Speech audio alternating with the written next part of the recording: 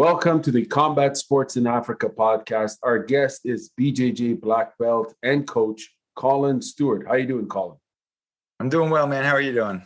I'm doing good, man. So the last time we spoke, you and the Ethiopian team were getting ready for the 2022 edition of the African Jiujitsu Championship, which were held on March 23rd to the 26th in Kilamba Arena in Luanda, Angola. So this is a post-championship interview. Let's get right to it. First question for you, Colin. How did Yared and Mita perform at the 2022 edition of the African Jiu-Jitsu Championship? I can't say that word. Give us a summary of their matches and their overall performance, please. So they did great as two individual competitors. They went in, they performed very well. And the analogy that keeps coming into my mind when I think about the African Championship, and I'll explain this analogy, is that we brought knives to a gunfight.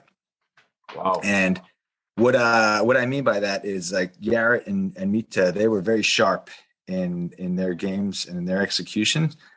But there was one country that had a higher level of technology in their jiu-jitsu game. They were more developed, more advanced, and they have had jiu-jitsu in their country for at least 15 years longer than Ethiopia has had Brazilian Jiu-jitsu, at least. And like I said, our competitors, they did well, but there was some very advanced competition, and that was the Angolan team. And at the championship, it was in Angola, so it's easier to have a lot more Angolans present when the championship's in Angola. A lot of African countries had large costs to incur just to show up at the African Championship. And obviously for the Angolans, maybe a bus ride for some folks, maybe even less than that for others because it was in the capital. So they had all the divisions stacked with Angolans, which is great. That I love to see that Angola represented, and got to spend some time with some of the individuals responsible for the growth of BJJ in Angola and some of the organizers. So it was a great learning experience for us. As you know, Garmami, you're more familiar with the three different sports represented at the African Championship than I am. As a fighting style, duo, and then Negusse. So because we had two competitors there, and because we had there was so much commitment on behalf of our competitors to get there, they jumped into the fighting system divisions as well, which we don't train regularly at KAO BJJ in Ethiopia, but a lot of Ethiopians, as you're well aware, they come from striking arts and gravitate towards jiu-jitsu maybe later in their martial arts careers. So Yared, and he's had plenty of striking experience. He's had plenty of fighting experience in competition. So he jumped in to the fighting division, as did Mita. Mita has had less striking experience, but she is maybe just a born fighter. I don't know how to describe her, but in her first fighting match, she damn near knocked the girl off the mats with a right hook and got disqualified. Wow! And it was nothing mean-spirited. I mean, she became very friendly with that individual after the competition. And it's a very technical sport, the fighting division. It's very technical, and it was a sport that we were learning the rules of as we were competing, which was interesting. But again, that's not what we trained, and that's not what we went for.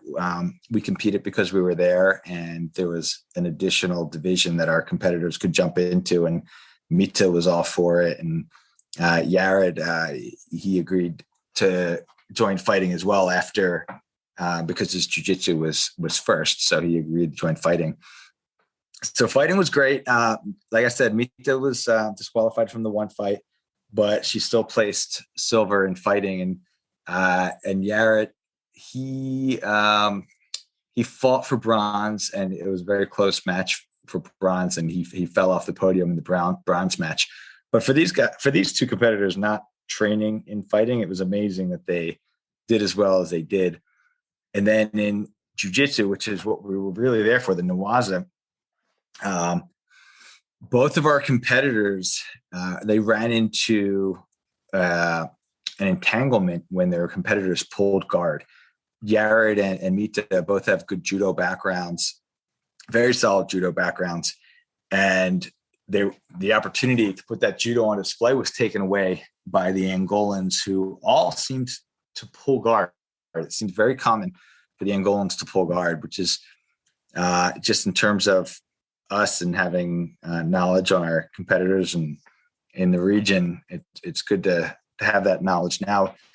I mean, Yared was the reigning African champion in his division, and the Angolans, the previous African championship was actually in Morocco, Northern Africa. That's a long way from Angola, and I haven't looked it up, but Yared mentioned to me that the Angolans, they weren't present in 2019. So it was kind of a very well-kept secret how developed their jiu-jitsu was. I talked to one of their organizers, the person who actually organized the first BJJ tournament in Angola. His name is Flavio. And he said BJJ came to Angola in 2003. A couple black belts from Portugal came and started a couple different schools. And I said, well, how did you guys start your competition culture? And he's like, well, you only need 2 teams to start a competition, and then you can really grow a platform. And it made a lot of sense, but it was also a little disheartening because we have 1 team in Ethiopia. So when he said, you only need 2 teams and you're good to go, I was like, well, we're going to have to figure out a workaround then in Ethiopia. But he said he set up the first tournament in 2003.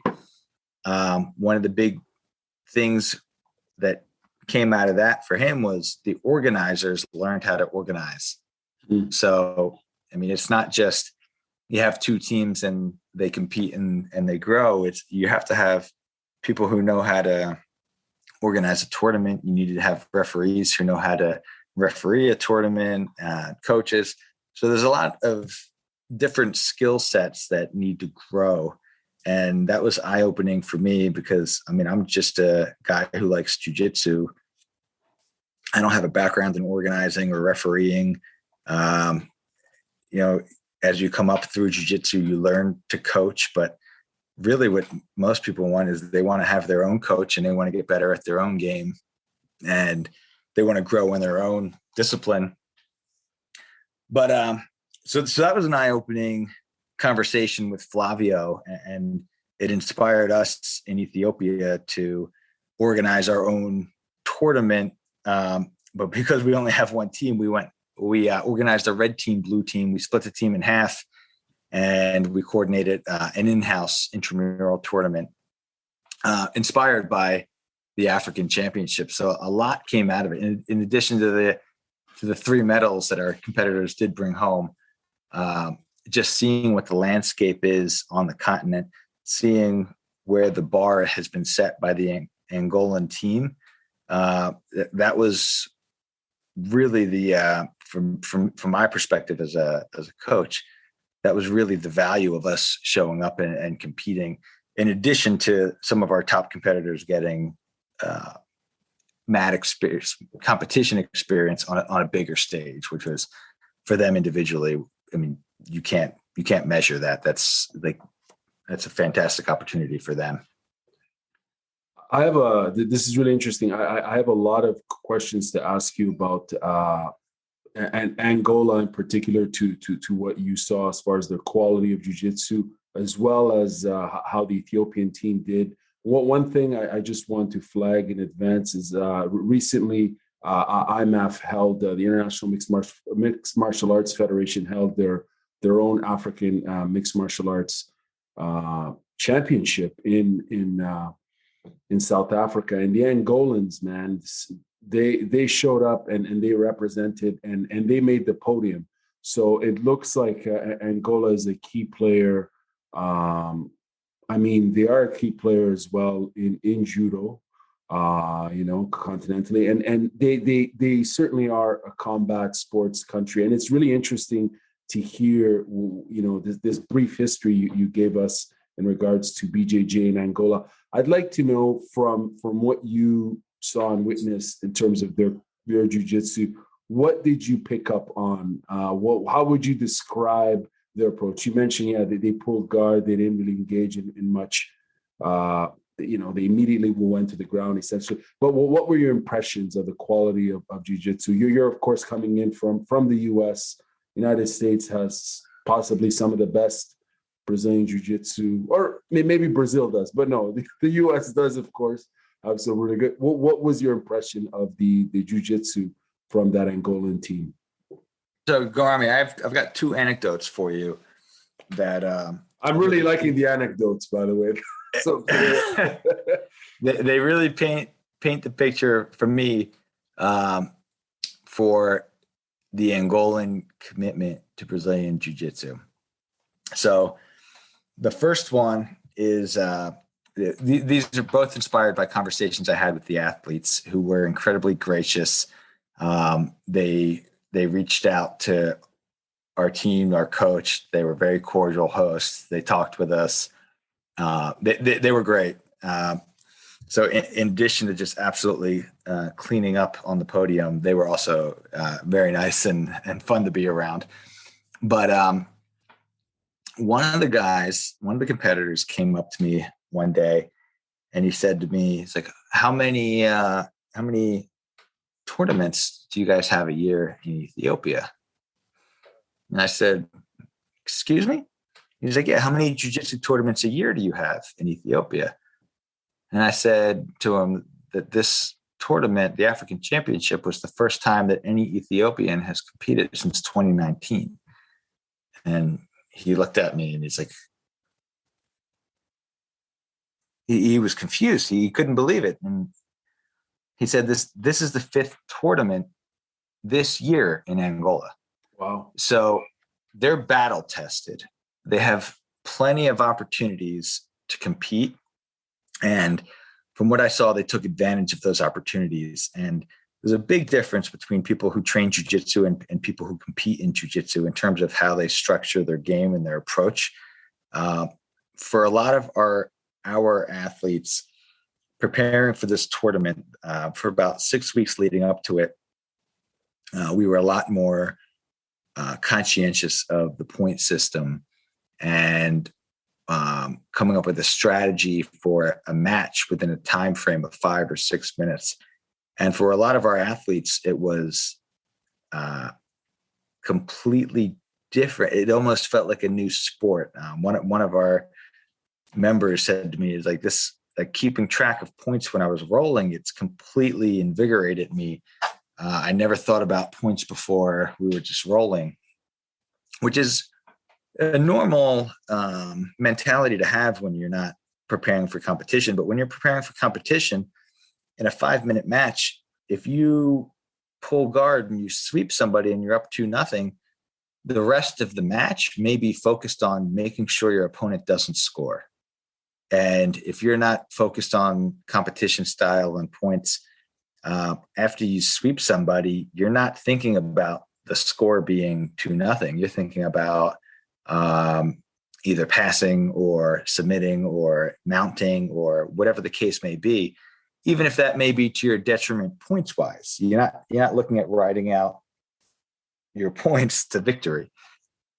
So it's a different mentality, and the Angolans have ample opportunity to work that style, and you could see they had a very seasoned approach to their competition style. So that was one anecdote. The other one wasn't a conversation that they had with me, but Yared and Mita told me about it later. The Angolans asked them how much the government pays them if they win a medal at the African Championship, and Mauritius, Team Mauritius was there as well, and they shared the same anecdote with me. And they were like, "What do you mean? Like your government pay money? There's no money to be had. Like, what are you talking about? And they said, oh, well, the Angolan government pays us $9,000 if we win a gold medal at the African Championship, 7,000 for a silver, and 4,000 for a bronze. So needless to say, every division was packed, had Angolans in it, and which is great. And you could see them fighting. This is a life-changing amount of money for a lot of people. And they were fighting as if it was a life-changing amount of money. And you could see people crying if they fell off the podium. Some of them were talking about buying a house or a car, et cetera, with their gold medal winnings. So they had all the incentive in the world. They were fighting in their backyard. They had plenty of competition experience, and they'd been competing for years for many of them. And the last thing that I noticed about them was that they really sucked weight to move down to that lower division. There was the day of weigh-ins, you could see a lot of people running around trying to make weight, going down to that lower weight class. And that's a competition mentality that I'm more used to seeing in like the US high school wrestling scene. You see it in some jiu-jitsu tournaments in the US as well. But just when people go down to that lower weight class and they look like they're 2 weight classes higher, you can tell that they really put themselves through a lot of punishment to get down to that lower weight class. And that's what the Angolans were doing. And I'm speaking broadly, saying the Angolans. It wasn't every single person was doing that, but it was definitely part of the approach of folks on the Angolan team. And, Mita, she went down a few kilograms to a lower weight class, to her credit as well. So it's not like it was completely unique that the Angolans were doing it. But the fact that we had 2 athletes and they had 65, you could see it was a lot more visible the day of weigh-ins, watching the Angolans trying to sweat off those last couple ounces to make the lower weight class. So I mean, it really is multifaceted. It's their competition experience. They're seasoned in competition. Their incentive was out of this world. I can't imagine how many folks we would have had down there if they were going to get paid $9,000 for a gold medal. And then just their commitment to physically dropping weight. I mean, that's a really hard thing to do. And then to go out there and compete, and hats off to them. They set the bar. We know where the bar is, and we're going to be aiming for it for the near future.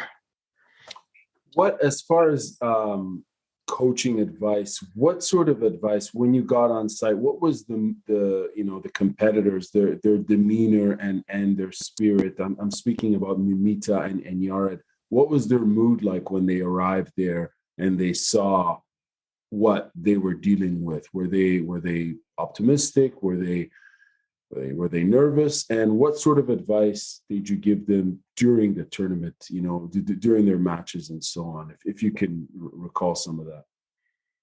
So I didn't see nerves. I think that's a great question. I hope you get the chance to ask them that question as well, to see what was going through their heads. I mean, Mita always seems relaxed. She was ready to fight. She did the fighting discipline before her jiu-jitsu, and she just, it seemed like she just was unfazed by anything. She was ready to get in the ring. She was really pissed when she was disqualified. She was really pissed. And she didn't even go there for the fighting. But you could see the hunger inside of her. She was really competitive and she wanted to keep fighting. So that was really interesting. She typically has her way at KAO BJJ with folks. So having something not go her way, she wanted more of it. She didn't want the fight to be over. So that was really fun to see. So I was just talking her back down to be like, hey, we're not even here. You're not even here for the fighting. You're here for the jiu-jitsu. So, don't worry about that. You have another chance. You have another go at it. And, but it was kind of fun to see somebody get so pissed off at a loss. So from a coaching perspective, Yared, he's been there before. He was the reigning African champion, so he wasn't seeing anything for the first time. This wasn't new to him, and he didn't seem nervous. But he understands pressure, and he understands that this is a high pressure, high stakes type of tournament. And you could see some seriousness in his demeanor. But I wouldn't call it nerves. I would call it that nervous energy that's motivating or incentivizing to athletes before a match. It was like a focusing nervousness as opposed to a kind of a fish out of water nervousness where you're not sure what to do or what to expect. Like he looked like he'd been there before. He knew what to expect, and he was using some nervous energy to focus on his matches. That's my outside perspective. I mean, I'm not going to ask somebody that question before their match. Like, where's your head at? How do you feel? Right. Because if I don't get the answer I like, I'm not sure what I'm going to say. But no, they seemed prepared for the moment.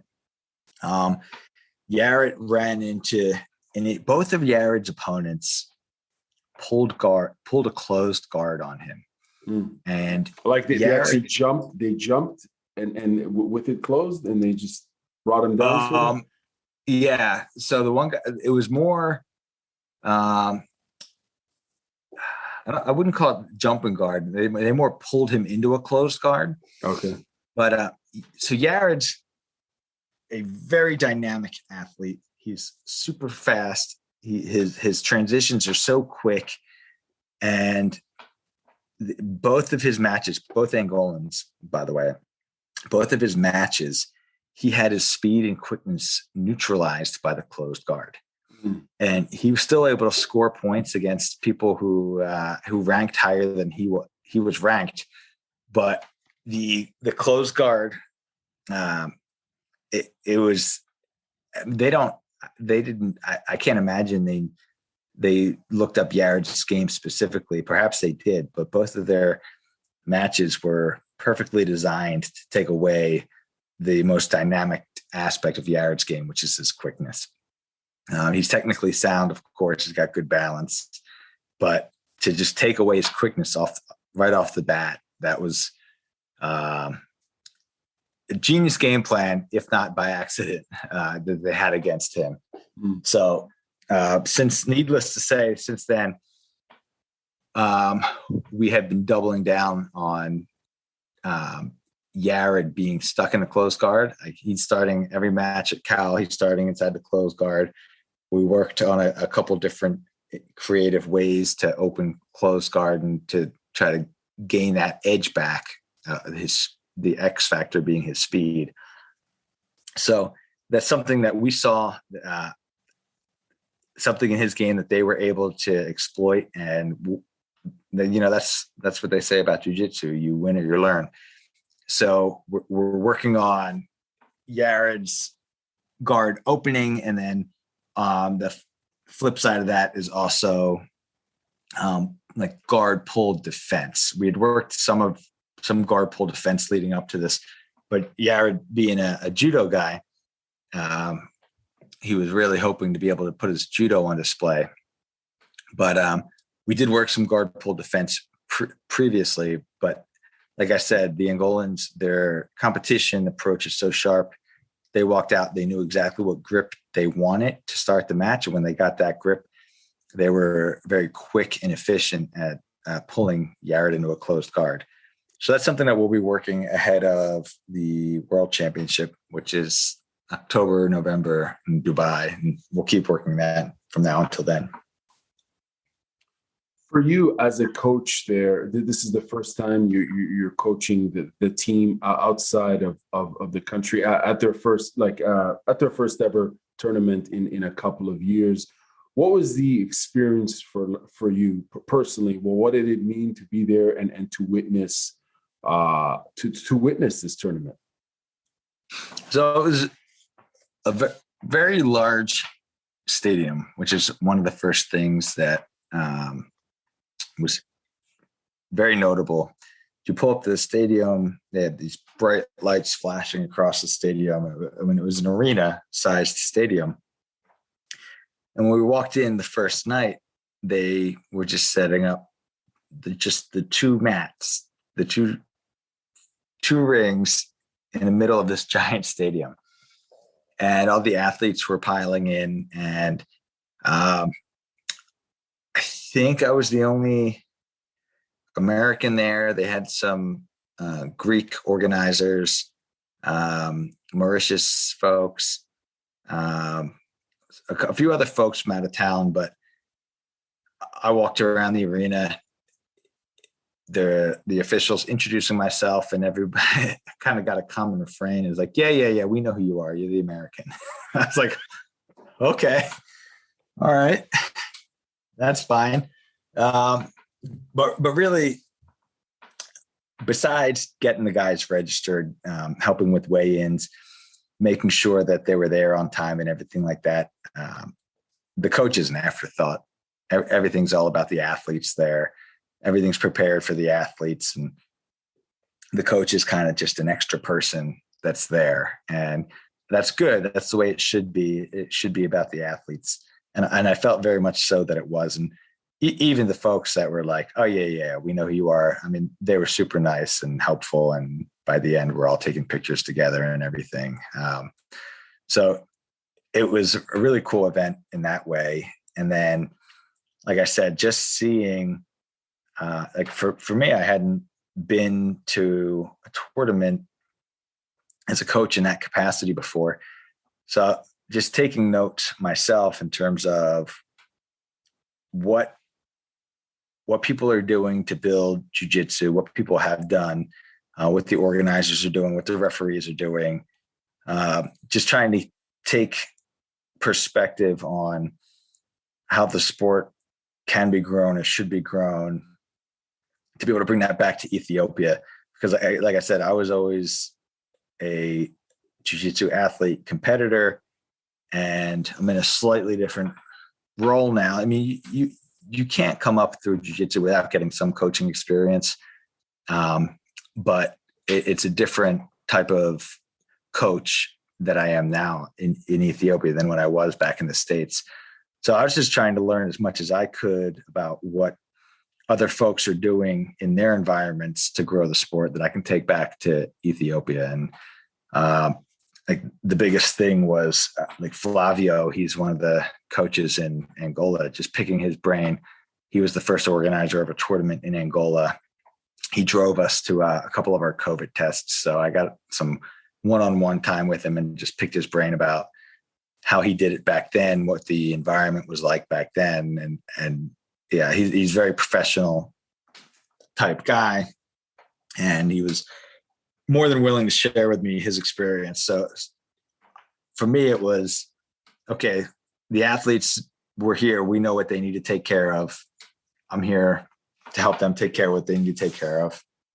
But then there's something bigger than this individual tournament that we need to be able to bring back to Ethiopia with us. There's something that we can bring a piece of the experience back for the rest of the team, because we have 30, 40, 50 people training at KAO BJJ who don't have any idea what this tournament experience is like. They've never competed.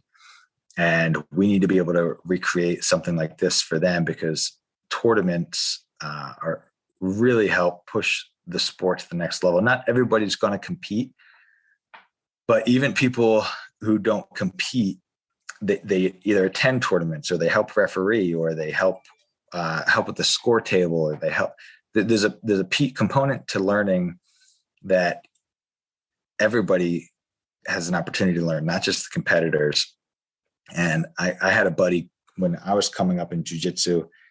He started refereeing, and he would go away for a weekend and referee something like 8,000 matches or something ridiculous in a weekend. Wow. And come back. And just watching that much jiu-jitsu, it didn't take very long where he was bringing back stuff to our gym that we had never seen before. And he's showing us things that he saw or that somebody did to him when all the referees got together and rolled or anything. And I remember that being a pivotal moment in the development of the program I was in was just my buddy bringing back new jiu-jitsu for being a referee.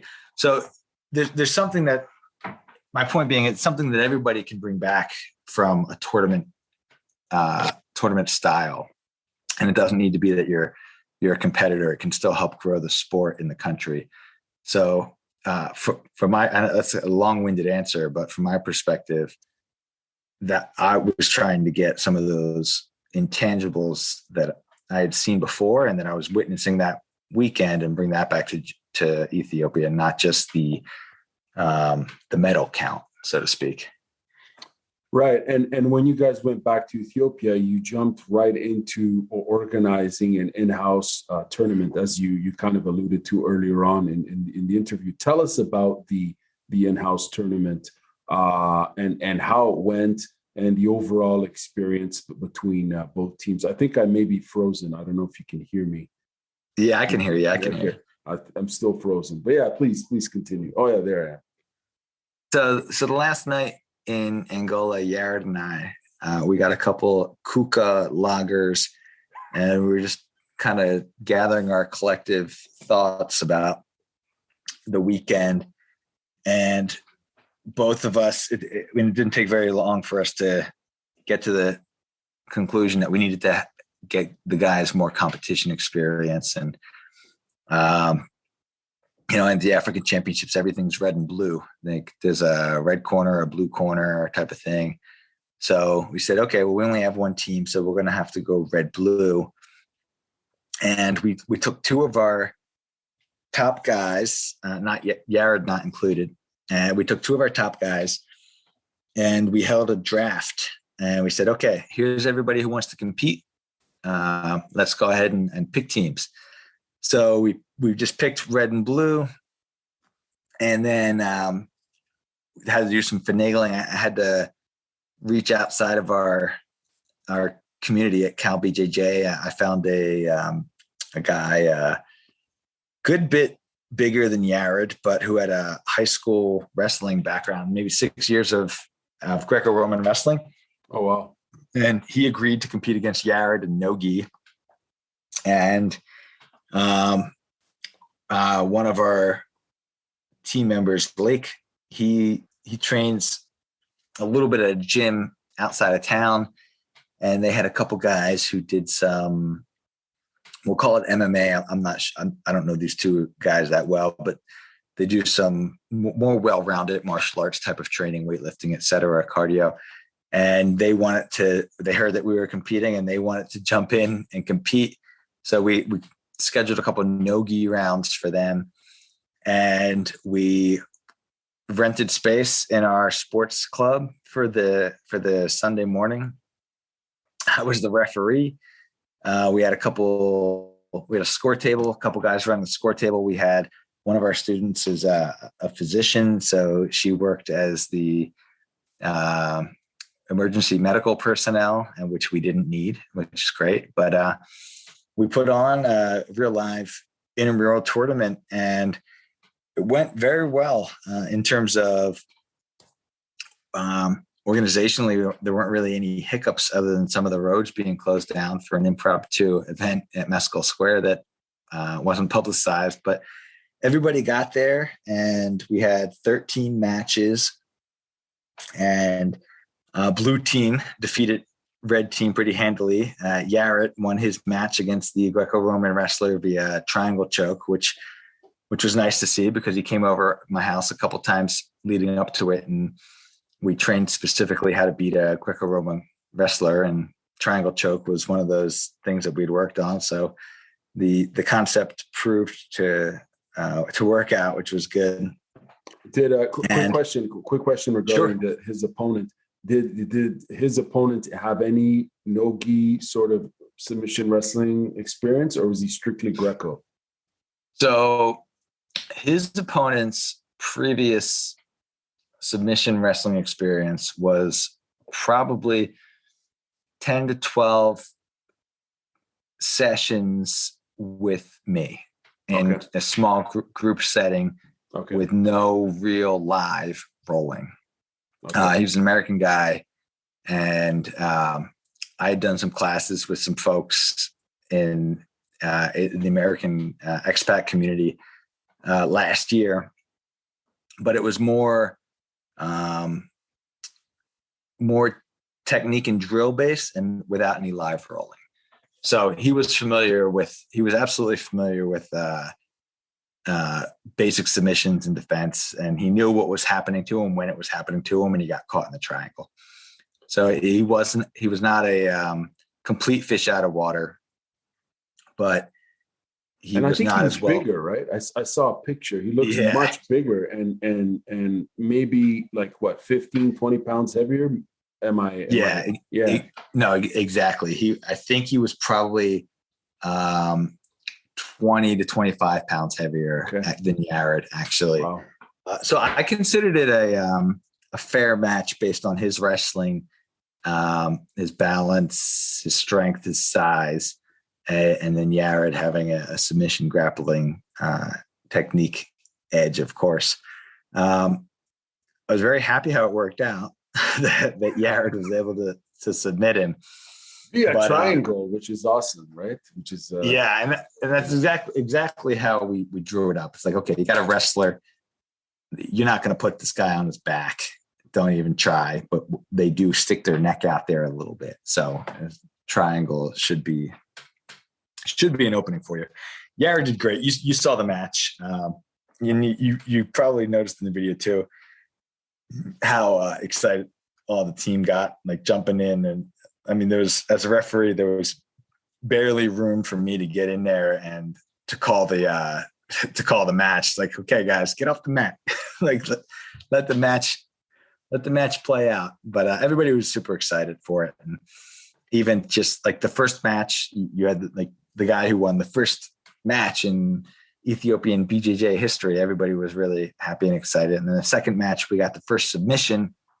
It was a calf crusher from reverse half guard, which is crazy to see. It's kind of a higher level submission. And I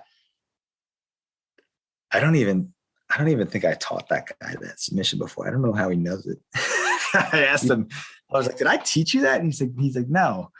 Where did you learn that? And he'd been over my place the previous week and we did some reverse half guard stuff. And I was like, did I forget teaching you that? And I don't know where he got it from, but it's super slick calf crusher. So that was the first submission of the day. But it was a great mix of matches. And one of the folks from Black Lion BJJ in Sudan, they saw that we were advertising the tournament, and he said, okay, I want in. How do we set up something like this again? And wow. One of our former members, Kwesi, he moved to Kenya and he's training in Kenya. So we're hoping to have an East Africa friendly tournament at some point later this year, maybe September, where we invite Kenya, Sudan, maybe Tanzania. If they're able to come to Ethiopia, we'll put on a friendly tournament with those countries. And if we can't get them all together, then we'll invite who we can. And then we'll try to schedule a trip where we get a couple of our members to go and compete against whoever couldn't come. Because we do need to get more competition experience for the folks that want it, because that's what is going to push the level of jiu-jitsu up in Ethiopia. Really, like competing isn't just 5 minutes on the mat. It's the months you spend preparing for it. And then I know you and I discussed this on our last call, but it's the months you spend preparing for that 5 minutes. And then it's the eternity that you spend dwelling on whatever happened in that 5 minutes, where if you got triangle choked, you might never get triangle choked again, because you're going to spend so much time thinking about it and training the defense and making sure that you're not stuck in that position again. So we do want to create more opportunities like that.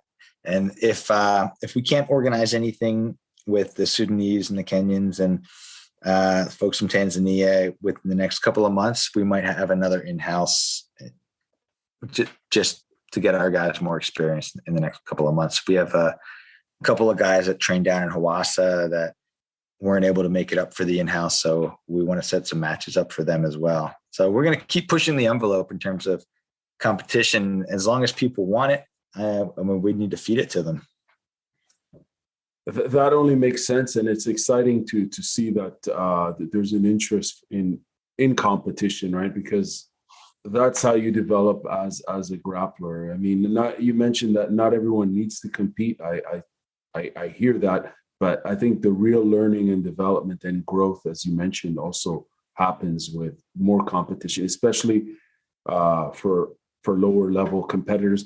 Quick follow-up questions, and then we can wrap it up. I appreciate your time, Colin. What when you talk about the East African tournament, are you going to be are you guys going to be expanding more? You mentioned Awasa, like there's 50 competitors at the KAO dojo. I'm sure that there's interest possibly beyond that. So are there talks to possibly consider expanding the base of competitors?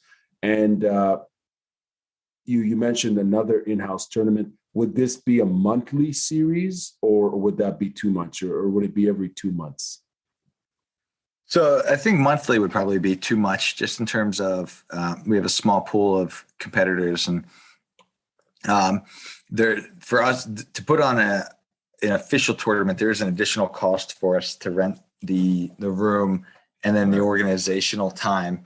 Whereas if we only had a handful of matches each month, we could handle those as part of our regular classes, which is another option that we have, is having maybe like each Wednesday night or Friday night or whatever, having a super match before we start live rolling, where everybody's there, they're watching. So you get a little bit of that tournament pressure where like all eyes on me type of thing. And then you have the scorecard set up, so you're keeping track of points, and you have like one guy that you're preparing for a week or so, maybe, to come up with a strategy for a game plan for your match. So we can do some one-off things like that on a weekly basis. And I think we'll continue to do that.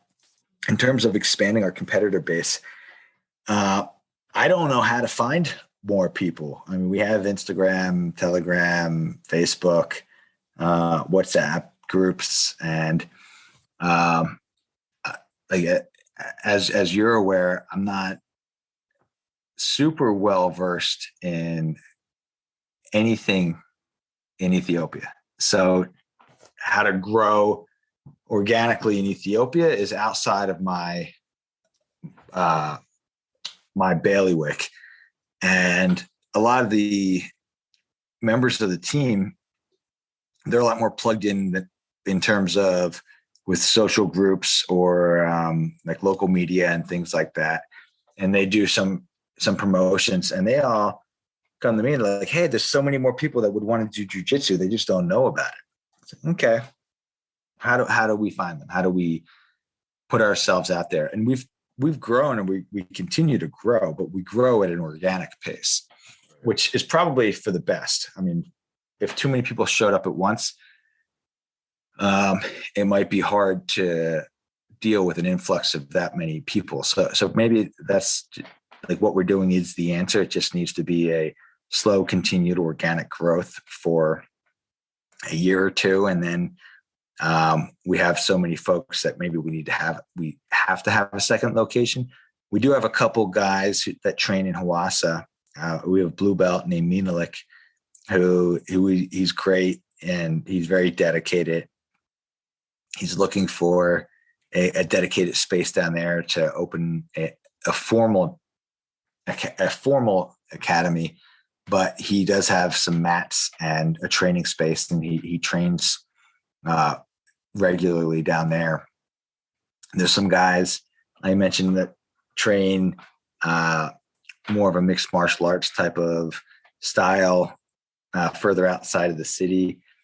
I would love to find some traditional wrestlers to link up and cross train with. But if there are more competitors out there, yeah, we want them. But for now, I think we're looking at most two or three steps down the line in terms of how we develop competition experience. And I think the first step from here is a second in-house tournament. And again, I think it's really important that our organizers have an idea of how to organize an event before we invite guests to come compete with us. So we have one tournament under our belt. It went very well. Having another one under our belt, and then inviting, like I said, some of our neighboring countries to come compete with us. I think that's a great next step. But we also have the World Championship, the JJIF World Championship in Dubai in October, November, and we don't want to lose sight of that. Right. And in that championship, I think we have to anticipate that there's going to be very high level belts in each division. And that's going to be a challenge for us. And we have to look at what the economic, we want to go, we plan to go, we plan to send competitors. But the economics of it are also going to be tough for a lot of folks. Whereas if they can get some local competition experience, that might be more worthwhile for some of our competitors than going to Dubai.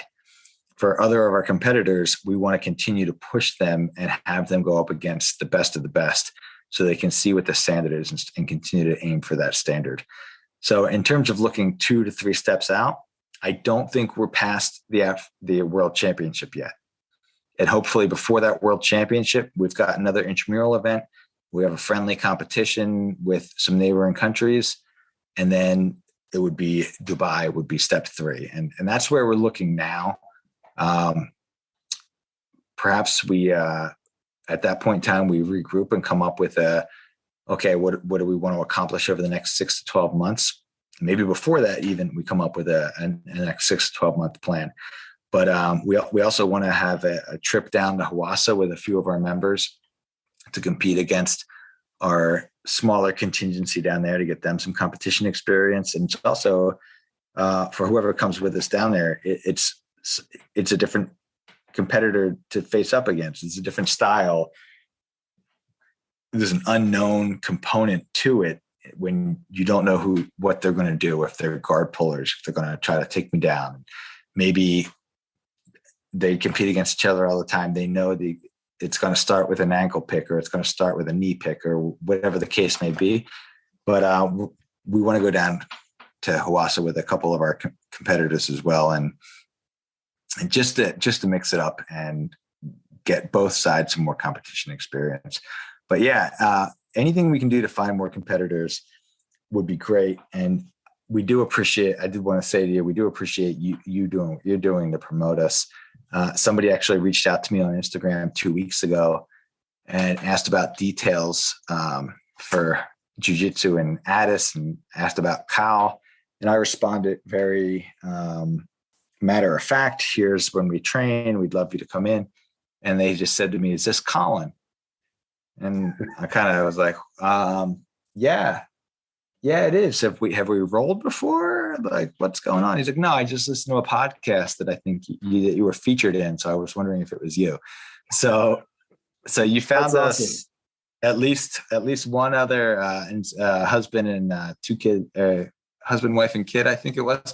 So you found us at least three students through your podcast in the past couple of weeks. So That's awesome. So we do appreciate that. Hey man, keep doing the great work. One last question for you. Obviously, we look forward to following the story as you guys proceed to the Worlds. So hoping to interview you, and as well as the team, I'm going to try to reach out to them and find a way to interview them. I believe you guys had some belt promotions. Is that correct? Can you give us a summary of that? Yeah, so that was something that was a little bit of a surprise that we did at the in-house tournament. So we had our first 11 matches, and then right before the last 2 matches were the 2 coaches of the teams, and then Yared against the super fight we set up. We had just on the schedule just a special announcement, and 2 of our members that have been training long before I showed up last year, Simone and Jonathan, and I shame on me, I don't even know when they started with KAO because they predated me. great question for Yared in terms of if you want some of their like stories about the beginnings of those two. I know that they have trained elsewhere. I'm not sure if they started at KAO, but Yared's told me a couple stories about the thirst for violence that at least one of those two had in terms of when learning jiu-jitsu. It started with a showing up to fight type of mentality, and then just the growth in terms of becoming more relaxed and focused on technique, and like to the point where even as a white belt, he was we were looking at Jonathan as he's coaching more than he's training a lot of times at practice, and he's doing a great job coaching. So we don't want to stop him. But it was a good moment, and we had a chance to plus them up, and it was probably overdue for both of them. But there was some travel schedule with both of them in there. And then also they weren't pushing it. They weren't saying like, I want my blue belt. You got to get me a blue belt coach, which, can be dicey. Like sometimes that might be, it's like, yeah, it's well-deserved. You're right type of thing. But on the other hand, like we're waiting for the right moment, or you need to work on this or that. So they weren't pushing it. And like I said, there was some travel issues with both of them not being in town for a little bit here or there. So with the tournament, they were both going to be in town.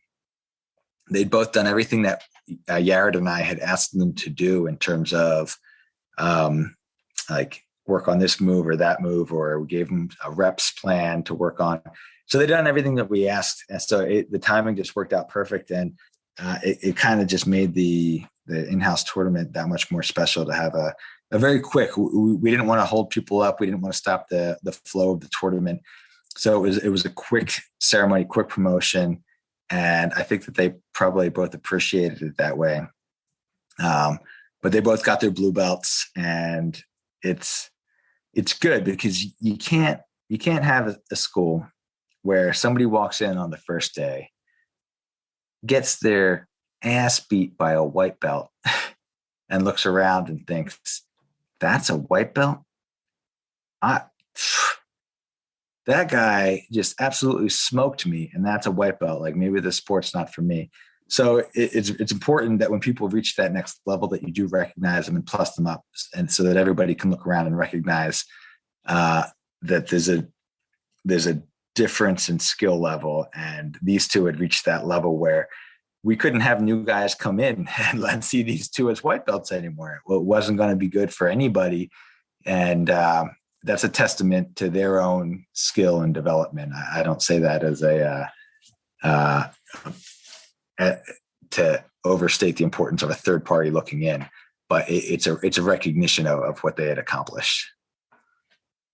Right on, man. Well, it's great to hear that people are getting promoted and the scene is being developed as far as Brazilian Jiu-Jitsu. It's exciting, and keep up the great work. Again, as I mentioned, I want to follow up with you guys as you're leading up to the Worlds, which is very exciting. So thank you very much for your time, and have a good evening. Thank you, Gomar. We got work to do, so keep pumping us. Definitely. Take care, man. Cheers. All right. Take care. Peace.